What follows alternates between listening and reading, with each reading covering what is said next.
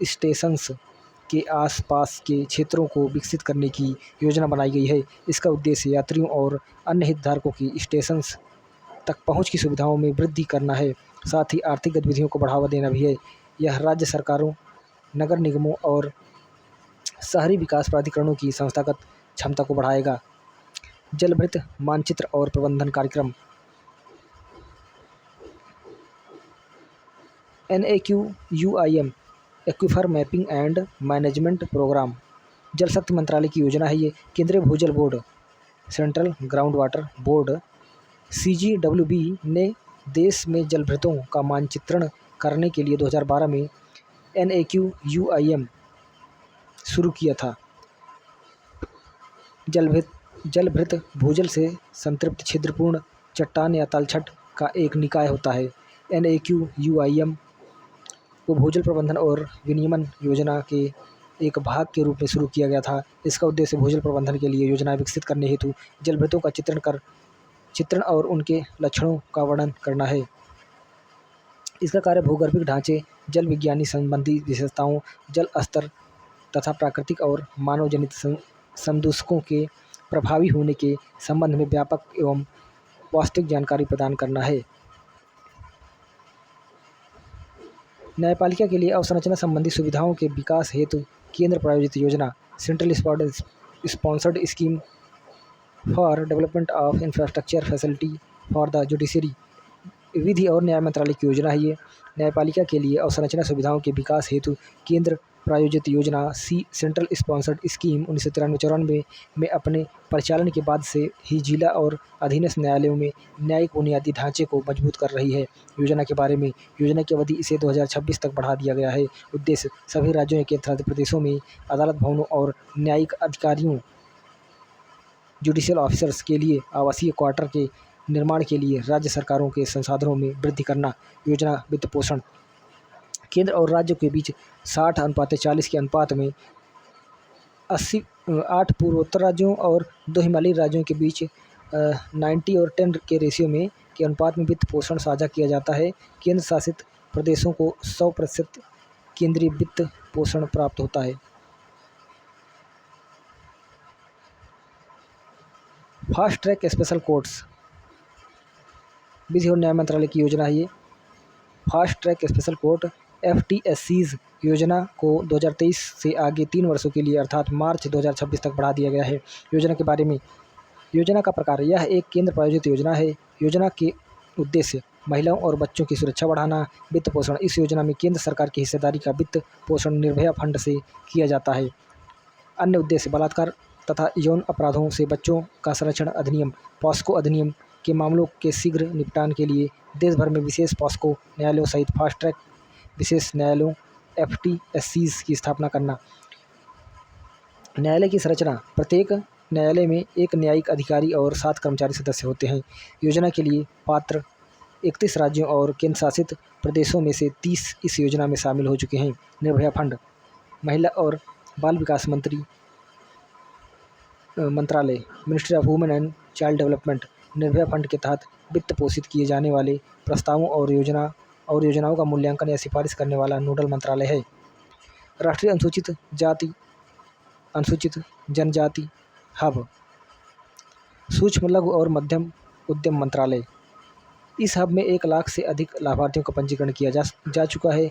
राष्ट्रीय SC/ST hub के बारे में इसे SC/ST वर्ग के उद्यमियों को पेशेवर सहायता प्रदान करने के लिए स्थापित किया गया है। इससे इस वर्ग के उद्यमी सूक्ष्म और लघु उद्यमों के लिए सरकारी खरीद नीति आदेश 2012 के अंतर्गत दायित्व पूरे करने हेतु मदद प्राप्त कर सकेंगे। कार्यान्वयन इसे सार्वजनिक क्षेत्र के उपक्रम राष्ट्रीय लघु उद्योग निगम NSIC के माध्यम से सूक्ष्म लघु और मध्यम उद्यम मंत्रालय कार्यान्वित कर रहा है। राष्ट्रीय SC/ST हब के अंतर्गत एकल बिंदु पंजीकरण योजना, विशेष विपणन सहायता योजना आदि सहित कई विशेष सब्सिडी आधारित योजना या कार्यक्रमों को मंजूरी दी गई है।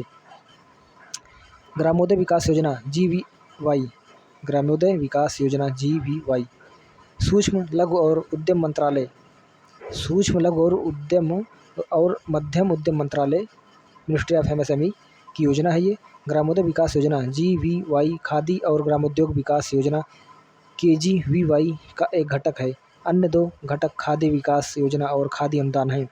KGVY एक अम्ब्रेला योजना है। यह सूक्ष्म लघु और मध्यम उद्यम मंत्रालय के अधीन खादी और ग्रामोद्योग आयोग KVIC की एक केंद्रीय क्षेत्र की योजना है। JBY का उद्देश्य सामान्य सुविधाओं, तकनीकी आधुनिकीकरण और प्रशिक्षण के माध्यम से ग्रामीण उद्योगों को प्रोत्साहन करना तथा उनका विकास करना है। GVY के घटक या कार्यक्षेत्र कल्याण एवं सौंदर्य प्रसाधन उद्योग, हस्तनिर्मित कागज, चमड़ा और प्लास्टिक उद्योग, कृषि आधारित एवं खाद्य प्रसंस्करण उद्योग, खनिज आधारित उद्योग, ग्रामीण इंजीनियरिंग और नई प्रौद्योगिकी उद्योग तथा सेवा उद्योग। Raising and accelerating MSME performance ramp कार्यक्रम। Raising and accelerating MSME performance ramp programme सूक्ष्म लघु और मध्यम उद्यम मंत्रालय की योजना है ये। सूक्ष्म लघु और मध्यम उद्यम MSME मंत्रालय ने रैंप कार्यक्रम के तहत 3 उप योजनाएं शुरू की है। योजना के बारे में। योजना के उद्देश्य MSME क्षेत्र के प्रदर्शन को बढ़ावा देना, जिससे रोजगार के अधिक अवसरों का सृजन हो।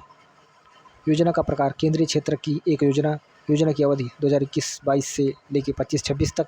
वित्त पोषण विश्व बैंक और भारत सरकार पर्यावरण एवं सामाजिक मूल्यांकन ESSA मंत्रालय के विभिन्न कार्यक्रमों के अंतर्गत कवर किए गए सभी उद्यमों एवं पर्यावरण एवं सामाजिक मानकों के अनुपालन को सत्यापित करना अनिवार्य है। तो रैंप कार्यक्रम के उद्देश्य देख लेते हैं। प्रौद्योगिकी उन्नयन और विलंबित भुगतान की समस्या का समाधान करना तथा MSME को पर्यावरण के अनुकूल बनाना। MSME की बाजार और ऋण तक पहुंच में सुधार करना। केंद्र राज्य संबंधों और भागीदारी में सुधार करना। केंद्र और राज्य स्तर पर संस्थाओं और शासन को मजबूत बनाना। अब हालिया 3 उप योजनाओं में शामिल हैं MSME हरित निवेश और परिवर्तन के लिए वित्त पोषण योजना, MSME gift scheme. MSE gift scheme क्या है?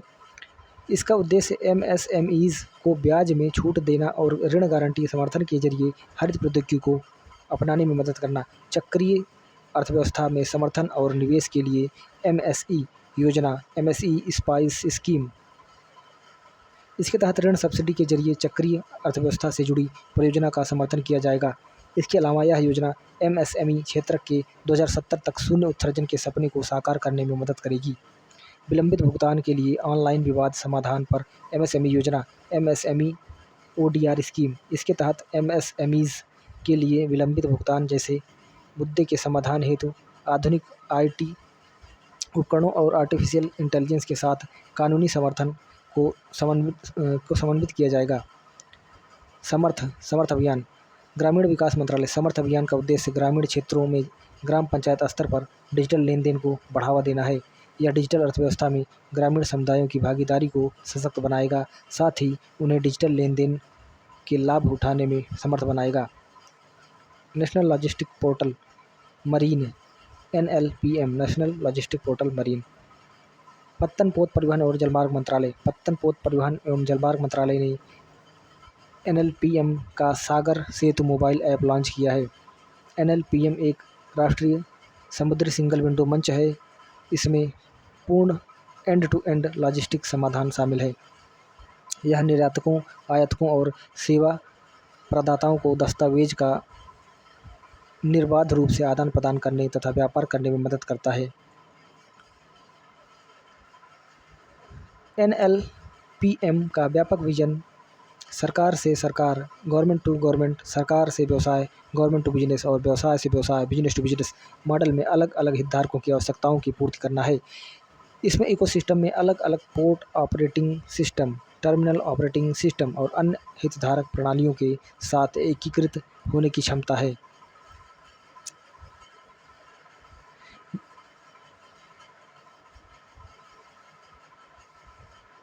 Carbon credit trading scheme CCTS। तो विद्युत मंत्रालय की योजना है ये। विद्युत मंत्रालय ने कार्बन क्रेडिट ट्रेडिंग योजना CCTS को अधिसूचित किया है। CCTS 2023 योजना में एक कार्बन क्रेडिट ट्रेडिंग बाजार स्थापित करने का प्रावधान किया गया है। भारत का लक्ष्य अर्थव्यवस्था का विकार्बनीकरण करना है। साथ ही भारत 2030 तक कार्बन उत्सर्जन में 2025 और 2005 के स्तर से 45% की कमी तक की कटौती करने के लिए भी प्रतिबद्ध है। उत्सर्जन व्यापार प्रणाली कैसे कार्य करती है? तो उत्सर्जक ए है, उत्सर्जक बी है। तो वास्तविक ग्रीन हाउस गैस, अतिरिक्त ग्रीन हाउस उत्सर्जक, आवंटित ग्रीन हाउस गैस उत्सर्जन इकाइयाँ। तो ग्रीन हाउस गैस कम उत्सर्जित किया, वास्तविक ग्रीन हाउस गैस इसकी उत्सर्जक बी की कम है, उत्सर्जक ए की लेवल से इतना अधिक है। तो अतिरिक्त GHG ग्रीन हाउस गैस उत्सर्जन, आवंटित ग्रीन हाउस गैस उत्सर्जन इकाइयाँ, ये खरीद करेगा और ये बिक्री करेगा कार्बन बाजार में।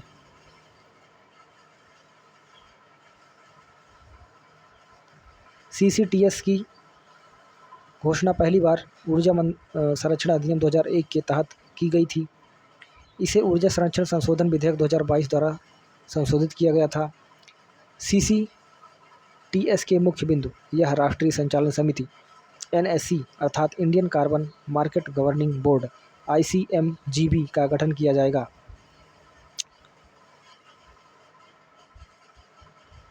विद्युत और पर्यावरण मंत्रालय के सचिव इसके अध्यक्ष होंगे। यह समिति भारतीय कार्बन बाजार ICM इंडियन कार्बन मार्केट के कार्यों को शासित करेगी और उसकी देखरेख का काम करेगी। ऊर्जा दक्षता bureau of energy efficiency BEE carbon बाजार का प्रशासक होगा। साथ ही वह निम्नलिखित कार्य करेगा: उत्सर्जन में कमी करने के लिए लक्ष्य निर्धारित करेगा और कार्बन क्रेडिट प्रमाण पत्र जारी करेगा।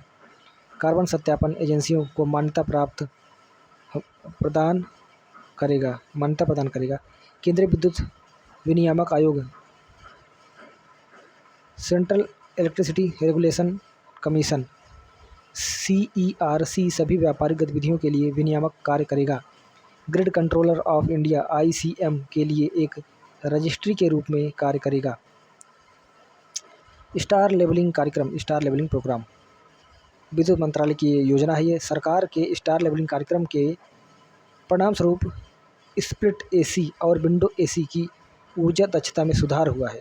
स्टार लेवलिंग कार्यक्रम को ऊर्जा दक्षता ब्यूरो BEE द्वारा 2006 में एक स्वैच्छिक पहल के रूप में fixed speed room air conditioner RACs के लिए शुरू किया गया था, जिसे 2009 में अनिवार्य कर दिया गया है। स्टार लेवलिंग कार्यक्रम वर्तमान में 34 उपकरणों सामग्रियों के लिए लागू किया गया है। 11 उपकरणों को अनिवार्य लेवलिंग के तहत अधिसूचित किया गया है, जबकि अन्य को वर्तमान में स्वैच्छिक लेवलिंग चरण के तहत रखा गया है। 2015 में बी ने इन्वर्टर RACs के लिए एक स्वैच्छिक लेवलिंग कार्यक्रम शुरू किया था और जनवरी 2018 में इस कार्यक्रम को अनिवार्य बना दिया गया है। RACs के लिए लेवलिंग कार्यक्रम अब एक ही लेवलिंग योजना के तहत फिक्स्ड और इन्वर्टर दोनों इकाइयों को कवर करता है। 2018 में बी ने एक बेहतर रेटिंग पद्धति को अपनाया है, जो भारत की विभिन्न जलवायु क्षेत्रों और परिचालन घंटों में तापमान में भिन्नता को ध्यान में रखती है। नए मीट्रिक को भारतीय मौसमी ऊर्जा दक्षता अनुपात ISEER कहा जाता है। यह cooling seasonal total load kWh पर किलोवाट घंटा में और cooling seasonal energy consumption kilowatt घंटा में का अनुपात होता है।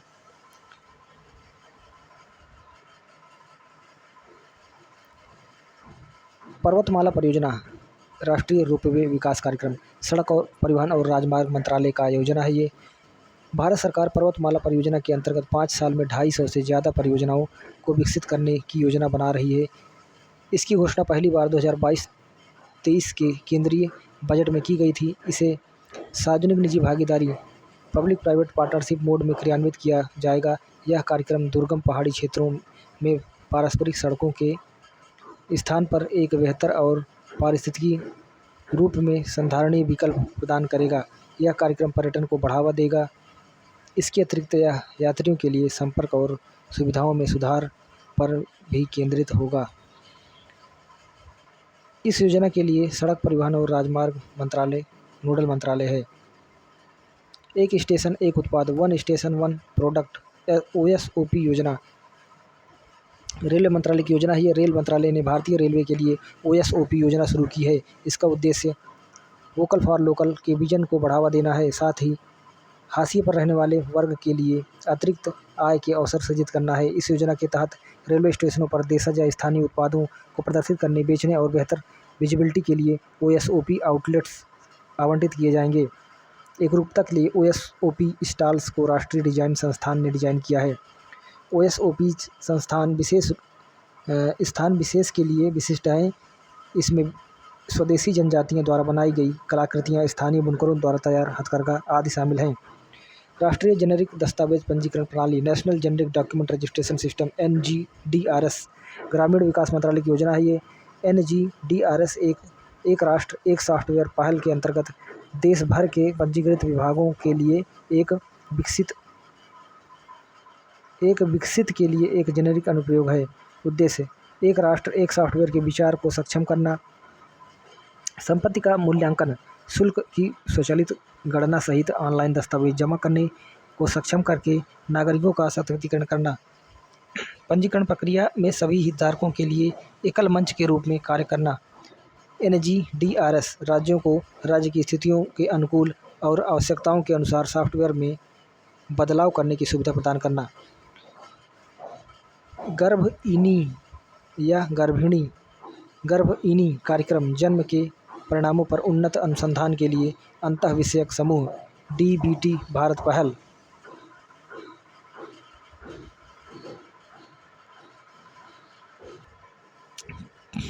विज्ञान और प्रौद्योगिकी मंत्रालय की योजना है। दक्षिण एशिया में पहली बार गर्भइनी कार्यक्रम में शोध करने वाले भारतीय वैज्ञानिकों ने उन जेनेरिक मार्कर्स की पहचान की है जो प्री टर्म या प्रीमेच्योर जन्म से जुड़े हुए हैं। प्री टर्म जन्म विश्व स्तर पर नवजात शिशुओं की मृत्यु और जन्म संबंधी जटिलताओं का सबसे बड़ा कारण है। इसे गर्भावस्था के 37 सप्ताह पूरे होने से पहले होने वाले जन्म के रूप में परिभाषित किया गया है। गर्भइनी भारत सरकार के जैव प्रौद्योगिकी विभाग के अधीन शुरू की गई एक पहल है। इसे एक सहयोगी अंतःविषय कार्यक्रम के रूप में शुरू किया गया है। इसका उद्देश्य प्री टर्म जन्म के जैविक और गैर जैविक जोखिमों को स्पष्ट करना है। इससे महत्वपूर्ण ज्ञान आधारित उपायों और प्रौद्योगिकियों का निर्माण किया जा सकेगा। इन उपायों व प्रौद्योगिकियों को इस समस्या के समाधान के लिए क्लिनिकल प्रैक्टिस और समुदाय में सतत तरीके से लागू किया जाएगा। Support for upgradation, preventive repair and maintenance of equipment supreme. तो सुप्रीम क्या है? ये विज्ञान और प्रौद्योगिकी मंत्रालय की योजना है। सुप्रीम को विज्ञान और प्रौद्योगिकी विभाग ने लॉन्च किया है। यह अपनी तरह का पहला कार्यक्रम है जिसके तहत मौजूदा विश्लेषणात्मक उपकरण सुविधाओं AIFs की कार्यात्मक क्षमताओं को बढ़ाने के लिए मरम्मत, उन्नयन, रखरखाव, रेट्रोफिटिंग या अतिरिक्त संलग्नक प्राप्त करने हेतु संस्थानों को वित्तीय सहायता प्रदान की जाती है। वित्त पोषण का प्रारूप सभी निजी और सरकारी स्वामित्व वाले संस्थानों को 75-25 के अनुपात में राज्य वित्त पोषित संस्थानों को 100% वित्तीय सहायता दी जाएगी। योजना के तहत 3 साल के लिए सहायता दी जाएगी। विश्लेषणात्मक उपकरण आधुनिक विज्ञान और प्रौद्योगिकी के कई क्षेत्रों में नमूना विश्लेषण के माध्यम से अनुसंधान करने हेतु महत्वपूर्ण है। वैश्विक भारतीय वैज्ञानिक वैभव। विज्ञान और प्रौद्योगिकी मंत्रालय हाल ही में केंद्र सरकार ने वैभव फेलोशिप कार्यक्रम की घोषणा की है। वैभव फेलोशिप कार्यक्रम के बारे में उद्देश्य क्या है? भारतीय stem science, technology, engineering, mathematics and medical, विज्ञान, प्रौद्योगिकी, इंजीनियरिंग, गणित और चिकित्सा डायस्पोरा को सहयोगी अनुसंधान कार्य के लिए भारतीय शैक्षणिक तथा अनुसंधान एवं विकास संस्थानों के साथ जोड़ना। पात्रता क्या है? यह फेलोशिप भारतीय मूल NRI, OCI, POI के लिए उत्कृष्ट वैज्ञानिकों या प्रौद्योगिकीविदों को प्रदान की जाएगी जो अपने प्रवास देशों में अनुसंधान गतिविधियों में संलग्न है। कार्यान्वयन एजेंसी विज्ञान और प्रौद्योगिकी विभाग, department of science and technology, विज्ञान और प्रौद्योगिकी मंत्रालय। अटल वयो अभ्युदय योजना AVY YAY एक गरिमापूर्ण जीवन के लिए बुजुर्गों का सशक्तिकरण। सामाजिक न्याय और अधिकारिता मंत्रालय।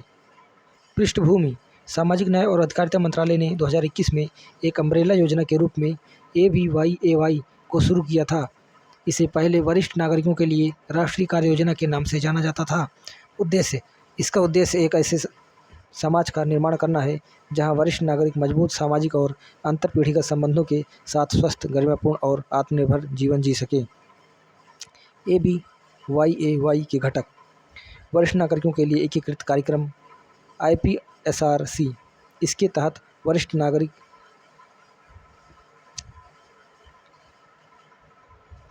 आश्रय गृहों, निरंतर देखभाल गृहों को चलाने तथा उनका रखरखाव करने वाले पात्र संगठनों को वित्तीय सहायता प्रदान की जाती है। इसका उद्देश्य बुजुर्ग नागरिकों के जीवन की गुणवत्ता में सुधार करना है। वरिष्ठ नागरिक आश्रय गृहों में लगभग 1.5 लाख वृद्धजन रह रहे हैं। राष्ट्रीय वयोश्रेणी योजना। इस घटक के तहत गरीबी रेखा के नीचे BPL जीवन यापन करने वाले बुजुर्ग नागरिकों को सहायता एवं जीवन सहायक उपकरण प्रदान किए जाते हैं। इस योजना का लाभ उन वरिष्ठ नागरिकों को भी दिया जाता है जिनकी आय 15,000 रुपये प्रति माह से कम है। ABYAY के अन्य घटक: वरिष्ठ नागरिकों को उनकी आय बढ़ाने तथा उनमें आत्मसम्मान की भावना पैदा करने का अवसर प्रदान करने के लिए आजीविका और कौशल पहलुओं की शुरुआत की गई है। इसमें 2 कार्यक्रम शामिल हैं। Sacred senior able citizens for re-employment and dignity. सक्षम वरिष्ठ नागरिकों को आत्मसम्मान के साथ पुनः रोजगार प्रदान करना। पोर्टल तथा सामाजिक पुनर्निर्माण के उद्देश्य से कार्य समूह AGRASR समूह। बुजुर्गों की देखभाल से जुड़ी परियोजनाओं के लिए कॉर्पोरेट सामाजिक उत्तरदायित्व CSR फंड को उचित तरीके से आवंटित किया जा रहा है। बुजुर्गों की शिकायतों के समाधान हेतु वरिष्ठ नागरिकों के लिए राष्ट्रीय हेल्पलाइन की शुरुआत की गई है। India handmade portal. वस्त्र मंत्रालय का यह पोर्टल है, योजना है ये। इस ई-कॉमर्स पोर्टल को केंद्रीय वस्त्र मंत्रालय ने हस्तशिल्प और हथकरघा क्षेत्रों के लिए विकसित किया है। हथकरघा क्षेत्र में से संचालित करघे का उपयोग करके कपड़ा बनाने की प्रक्रिया है। इसके विपरीत हस्तशिल्प पारंपरिक तकनीकों का उपयोग करके कुशल शिल्पियों द्वारा बनाई गई वस्तुएं हैं। इंडिया हैंडमेड पोर्टल वस्त्र, गृहसज्जा, आभूषणों तथा अन्य साजो सामान सहित उत्पादों की एक विस्तृत श्रृंखला उपलब्ध करवाता है। यह पोर्टल कुल 62 लाख बुनकरों और शिल्पियों को भविष्य के उद्यमी बनने का अवसर प्रदान करता है। यह पोर्टल बिचौलियों की भूमिका को समाप्त करेगा, साथ ही 35 लाख से अधिक हथकरघा बुनकरों और 27 लाख हस्तशिल्प कारीगरों के उत्पाद सीधे उपभोक्ताओं को उपलब्ध कराएगा। समर्थ स्कीम। वस्त्र मंत्रालय। हाल ही में इस योजना में विभिन्न नए कार्यक्रम भागीदारों को शामिल किया गया है। समर्थ योजना की मुख्य विशेषताएं क्या है? उत्पत्ति: समर्थ योजना को वस्त्र क्षेत्र में क्षमता निर्माण योजना SCBTs के क्रम में लॉन्च किया गया था। इसका कार्यान्वयन 2017-18 से 2019-20 तक 3 साल की अवधि तक किया गया था। योजना के उद्देश्य हथकरघा, हस्तशिल्प, रेशम उत्पादन और जूट के पारंपरिक क्षेत्रों में कौशल विकास एवं कौशल उन्नयनों को बढ़ावा देने के लिए संगठित वस्त्र तथा संबंधित क्षेत्रों में मांग आधारित प्लेसमेंट उन्मुख कौशल कार्यक्रम उपलब्ध कराना। संगठित वस्त्र तथा संबंधित क्षेत्रों में रोजगार सृजित करने में उद्योगों के प्रयासों को प्रोत्साहित करना और उन्हें एक दूसरे का पूरक बनाना। इसमें कताई और बुनाई को छोड़कर वस्त्रों की संपूर्ण मूल्य श्रृंखला को कवर किया जाना है। देश भर में समाज के सभी वर्गों के लिए मजदूरी या स्वरोजगार द्वारा आजीविका के संधारणीय प्रावधान को सक्षम बनाना। कार्यान्वयन एजेंसी: वस्त्र मंत्रालय और राज्य सरकारों के संस्थान या संगठन। वस्त्र क्षेत्र में सक्रिय प्रतिष्ठित प्रशिक्षण संस्थान, NGOs, सोसाइटी, ट्रस्ट, संगठन, कंपनियां, स्टार्टअप्स, उद्यमी आदि। PM mega integrated textile sector and apparel. PM Mitra park. वस्त्र मंत्रालय। महाराष्ट्र के अमरावती में PM मित्र टेक्सटाइल पार्क लॉन्च किया गया है। PM मित्र पार्क का उद्देश्य विश्व स्तरीय औद्योगिक अवसंरचना का निर्माण करना है। यह अवसंरचना प्रत्यक्ष विदेशी निवेश एफडीआई सहित बड़े पैमाने पर निवेश को आकर्षित करेगी। साथ ही वस्त्र क्षेत्र के भीतर नवाचार और रोजगार सृजन को भी प्रोत्साहित करेगी। पीएम मित्र योजना प्रबंधन मंत्री के 5F विजन से प्रेरित है। 5F फार्मूले में शामिल है farm to fibre, fibre to factory, factory to fashion तथा फैशन टू फॉरेन। यह संपूर्ण मूल्य श्रृंखला को एक स्थान पर रखकर लॉजिस्टिक लागत को कम करती है। पार्क को एक विशेष प्रयोजन वाहन स्पेशल पर्पज व्हीकल विकसित करेगा। इसका स्वामित्व सार्वजनिक निजी भागीदारी पब्लिक प्राइवेट पार्टनरशिप मोड में राज्य सरकार और भारत सरकार के पास होगा।